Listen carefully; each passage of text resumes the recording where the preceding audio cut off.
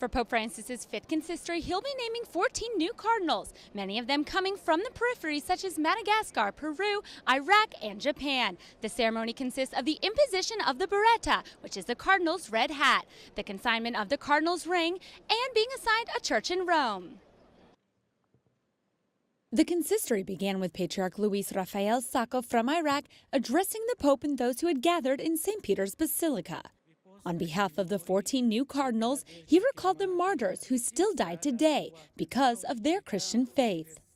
Per quanto mi riguarda, ho colto anche la vostra speciale attenzione per le chiese orientali e per il piccolo gregge che costituiscono i cristiani in Medio Oriente, in Pakistan e in altri paesi che attraversano un periodo difficile a causa delle guerre e del settarismo e dove ci sono ancora martiri.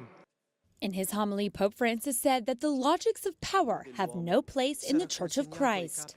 Nessuno di noi deve sentirsi superiore ad alcuno. Nessuno di noi deve guardare gli altri dall'alto in basso. Possiamo, sì, possiamo guardare così una persona solo quando la aiutiamo a alzarsi. The Pope recalled that the Church grows when it serves, when it goes out of itself to help others, when it's a missionary. He explained that when this dimension is lost, life is locked in a desperate search for one's own interests and securities.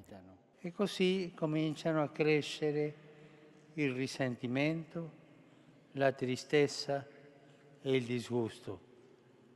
A poco viene meno lo spazio per gli altri, per la comunità ecclesiale, per i poveri, per ascoltare la voce del Signore.